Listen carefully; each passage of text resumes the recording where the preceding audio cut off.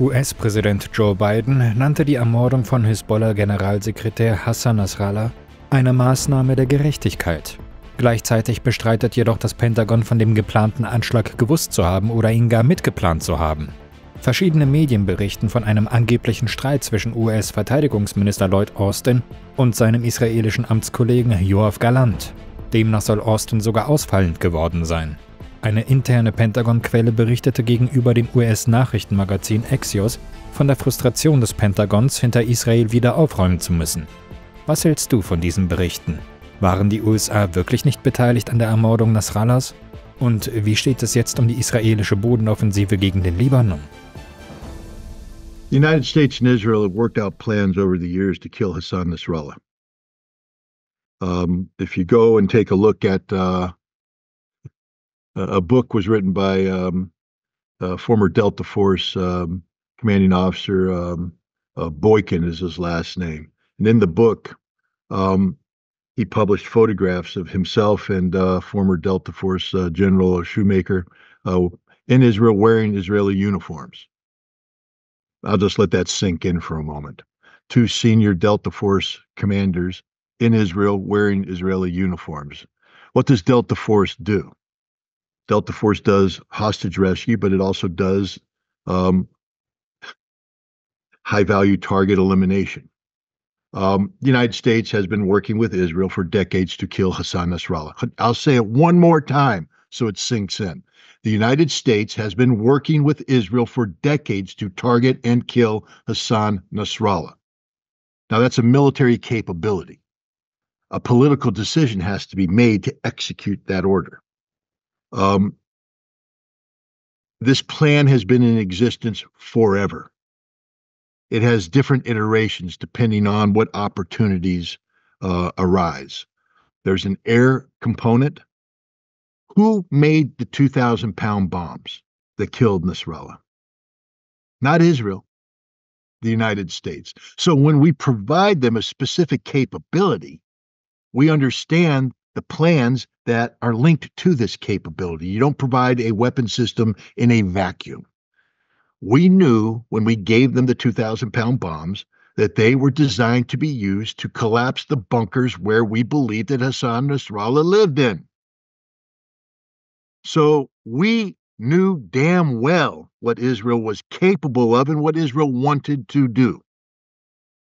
So to say that we had no clue about this is absurd in the extreme. We helped them create this capability. We planned this operation with them, at least in its conceptual phase. Now, Israel wanted to take Hassan Nasrallah out immediately, right after October 8th, when Hezbollah engaged.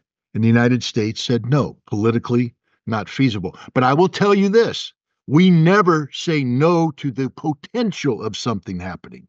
So we worked with the Israelis to track Hassan Nasrallah, locate him, so that the plan could be executed when the political decision was made. That is a 100% certainty. So for Lloyd Austin to say we didn't know anything about it, it's a lie. We knew everything about it. We knew everything about it because we provided the intelligence that tracked Hassan Nasrallah. You don't create a capability that's in play up until October 8th and then make it go away, because we wanted the ability to take Hassan Nasrallah out when the time was right. But we, the United States, made a decision that by taking him out, it created the potential for an expansion of the conflict, and strategically, that was not in our best interest. So we always said no, but we never stopped the intelligence collection necessary to execute the operation. Israel could not have done this without the United States' help. I think it's fair to say we did not know that Netanyahu made the political decision to kill him until the end of the game, until it happened. That, I will say, is fair. But look at Joe Biden. Look at the State Department. The glee they had in the death of Hassan Nasrallah. It's because they've been planning to kill him for decades. And they finally got the job done, even though the Pentagon said this is insanity. because it creates the potential for, but the Pentagon is a little bit hypocritical here because the Pentagon had been applying intelligence resources and operational planning support for decades to carry out exactly this operation. Exactly this operation. The United States is culpable in the murder of Hassan Nasrallah. And that's the other reality out there. You know, right now you have a situation where the Secret Service is talking about Iranian threats to the life of former President Donald Trump. Whether or not this information is true, I don't know. And I, of course, would never support any political violence in the United States, especially that brought in from abroad. That's an act of war, and Iran should understand that. But we should have understood that it was an act of war when we assassinated Qasem Soleimani, and we should have understood what the consequences of that would be. And I don't think we've quite absorbed that lesson yet. And by murdering Hassan Nasrallah, all we've done is guarantee that somewhere in the world there will be people seeking to murder American officials in revenge. It's a very dangerous game. Shouldn't have happened. Criminal act of terrorism. But moreover, it's also, when we claim that we want to engender stability in the region, and yet we facilitate such murder, that means that we're hypocrites. We don't want stability. We thrive on instability, and that's what we're looking for. Again, go back to Netanyahu's perfect American accented speech. He is fantasizing about remaking the region in his image, in the image he envisions. It's a fantasy. It's destabilizing and isn't going to happen. But so long as they pursue that fantasy, one thing is sure: there will never be peace in the Middle East. In den Reihen der US-Alliierten und NATO-Mitgliedern scheint sich eine zunehmende Unzufriedenheit mit der engen Kettung der US-Politik an den Interessen Israels auszubreiten. So sprach der türkische Außenminister Hakan Fidan davon, dass die USA ihre Augen vor der enorm destabilisierenden Rolle Israels im gesamten Nahen Osten verschließen.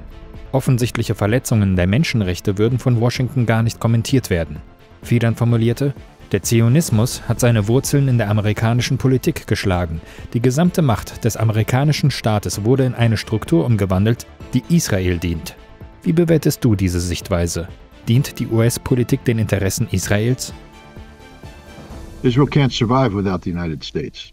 So obviously U.S. policy serves the interest of Israel if the interest of Israel is its continued survival. I would be careful about putting too much credence behind the words of a Turkish foreign minister or any European foreign minister or anybody critical of the United States policy in Israel, because it's just words. I don't give any credence to the Turkish president's words because it's just words. They've done nothing to back them up. Turkey is one of the largest militaries in the region. If Turkey truly believed that Israel is acting as a criminal genocidal state, then they are obligated under international law through the mandate given to them by the International Court of Justice to do something about it. That's what you do when you truly believe that the Israelis are an apartheid state committing genocide in violation of all norms and values of international law. You're not going to see that because the Turks aren't serious. Nobody's serious. Nobody's serious enough to stand up except Hamas, Hezbollah, Iran, the Houthi, the axis of resistance. That's it. They're the only serious people out there. Lass uns thematisch in den USA bleiben. Auf einer Podiumsdiskussion des Weltwirtschaftsforums WEF zum Thema grüne Energie kritisierte der ehemalige US-Außenminister John Kerry den ersten Zusatzartikel der US-Verfassung, der die Rede- und Pressefreiheit schützt. Er suggerierte, dass dieser Zusatzartikel es schwierig mache, zu regieren, in der heutigen Zeit, in der die US-Bürger durch das Internet und Digitalisierung so einen umfassenden Zugang zu alternativen Informationen hätte. Kerry ist nach wie vor eine geachtete Stimme in den Reihen der Demokraten. Siehst du eine Gefahr für den ersten Zusatzartikel der US-Verfassung? Plant das US-Establishment, die Rede- und Pressefreiheit weiter einzuschränken? John Kerry is a traitor. He's committed treason through his actions. The First Amendment is part of a constitution that defines who we are as a people. It is an integral part of what makes the constitutional republic viable. Without a First Amendment, there is not a constitutional republic. John Kerry is literally advocating a frontal assault against the Constitution. He should be arrested. Why isn't he charged by the Department of Justice for undermining American values? You know, the idea of it being difficult to govern. When has America been easy to govern, John Kerry? It's not meant to be easy to govern. Government, especially when you allow people freedom of expression, becomes an adversarial relationship. It's always meant to be a battle of ideas. What John Kerry's saying is his ideas suck, that his facts are wrong, that he's tried to deceive people, and he can't deceive people because other people out there in a media that he can't control calls him out on his lies, and he finds that inconvenient. It's supposed to be inconvenient, John. No, this is very dangerous. We see this trend in the Democratic elite right now. We see Hillary Clinton making similar statements. We see John Kerry making these statements. We've seen the vice presidential candidate, Mr. Walz, make the statements. We've seen Kamala Harris make these statements. We've seen everybody make these statements that are part of a Democratic establishment that is losing the ability to win the trust and faith of the American people because the ideas they're trying to promulgate are bad ideas, founded on lies, misinformation, disinformation. We live in a time when the Department of Justice has redefined what disinformation is. It used to be disinformation meant bad information, wrong, misleading, deceptive. No, the new legal standard for disinformation is information that deviates from the official narrative of the United States government. That is disinformation, even if it's true. What kind of Orwellian perversion is this? Welcome to America today. There's a new term that's put out there, malinformation. The Department of Justice uses this. Again, it's not information that's factually wrong. In fact, it's information that's factually accurate, but inconvenient to the United States government. So you can be attacking information that's inconvenient, even though it's true. This is one of the greatest threats to America that exists, the threat from within. And John Kerry has transformed himself into, the personification of this threat. I'm hopeful that the American people recognize the absurdity and the criminality of his actions and that he is held accountable. If he can't be held accountable in the court of law, at least let him be held accountable in the court of public opinion and shunned and shamed by every true American who believes that the very foundation of what makes this constitutional republic viable is free speech and the free press that is attached to it. Passend zu dem Thema meldete sich der US-Unternehmer und Multimilliardär Elon Musk zu Wort. Musk sieht die im November anstehende Wahl als die letzte Chance der US-Bürger, die Demokratie in ihrem Land zu retten. Laut seiner Argumentation vollzieht die Biden-Regierung eine bewusste Ansiedlung von Migranten in den sogenannten Swing States, um dort eine sichere Wählerbasis für die Demokraten zu gewährleisten. Musk spricht von 2 Millionen neuen Wählern, die so innerhalb von 4 Jahren erschaffen werden sollen. Wie bewertest du diese Argumentation? Gibt es tatsächlich eine geplante Ansiedlung von Migranten in bestimmten Staaten?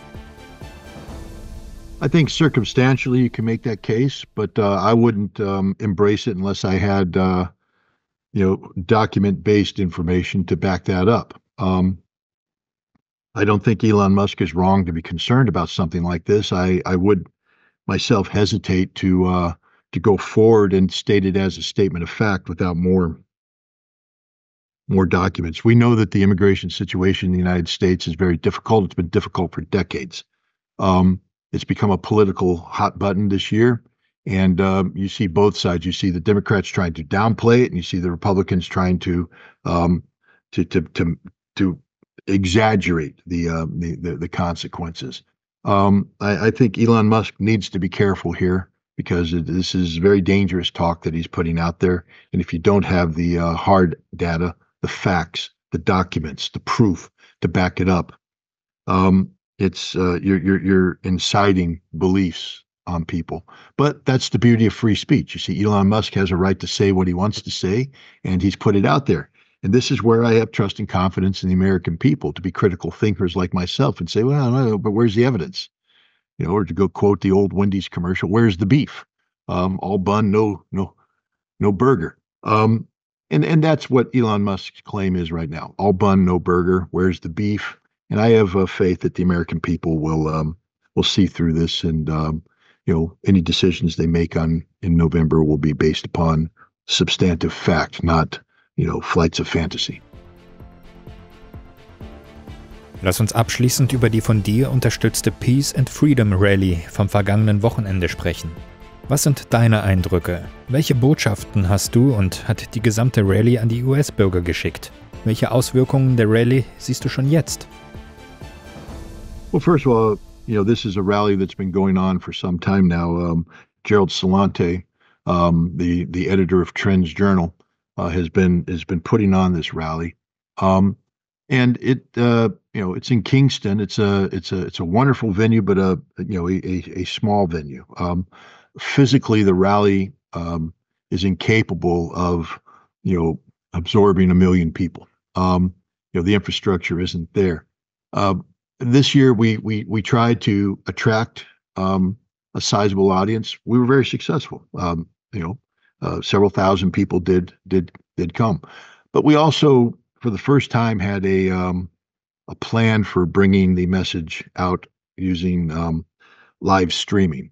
And as we speak, I think more than 250,000 people have seen it, and more are going to see it in the days and weeks to come. So I think that we have had a very major impact. The quality of the speakers was very high. Joe Loria, the editor of Consortium News, spoke about free press. Judge Andrew Napolitano, one of the leading experts, specialists in the American Constitution and constitutional rights, he gave it extraordinarily powerful. Gerald Celente is always strong on democracy, peace, and the need for the American people to wake up. I threw in my own 10 cents on the danger of nuclear war. We were scheduled to have Max Blumenthal and Anya Parampil also speak, but unfortunately, because of the hurricane, their flight was canceled and they were unable to make it. So I pinch hit for them. For Anya, I apologize for people who had to see me speak twice. But the bottom line is we tried to do something and we succeeded. We tried to get information injected in a way that challenged Americans to ask questions such as, what would you be willing to do to save democracy, to save America, to save the world through your vote in November? People left there empowered with knowledge and information. People who watch the stream will likewise be empowered. And we're now going to break the rally up into bite-sized pieces and continue to get it out there on the internet. It's an ongoing project. That's the other thing that I talked to Gerald about and the others, that this isn't just going to be a rally that ends when the rally ends. This is a rally that will continue between now through the election and beyond, as we seek to take the ideas we put out there and sustain them in a manner which allows them to influence and inform and educate the American voter. And then even after November 5th, to hold elected representatives accountable for their actions, for their policies. So it's a vehicle of empowerment. And if we can survive the next year, avoid a nuclear war and still be around as a viable constitutional republic premised on the notion of democratic participation of the American people, I think we're going to see this rally grow. I think the theme next year will be that of generational transition, the need to pass the baton on to the next generation, to empower the next generation.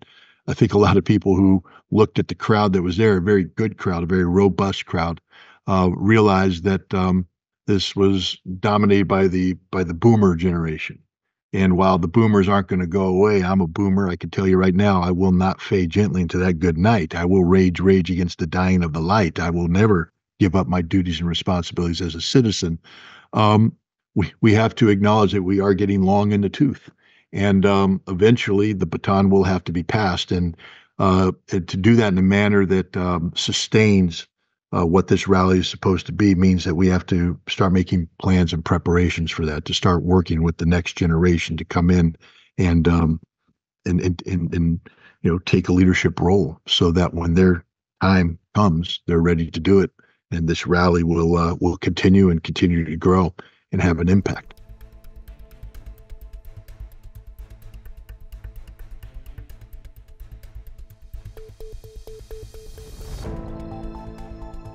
Liebe Zuschauer, wenn euch unsere Beiträge gefallen, teilt sie unbedingt in den sozialen Medien. Abonniert unseren Kanal und drückt auf die Glocke, damit ihr keine Veröffentlichung von Gegenpol verpasst.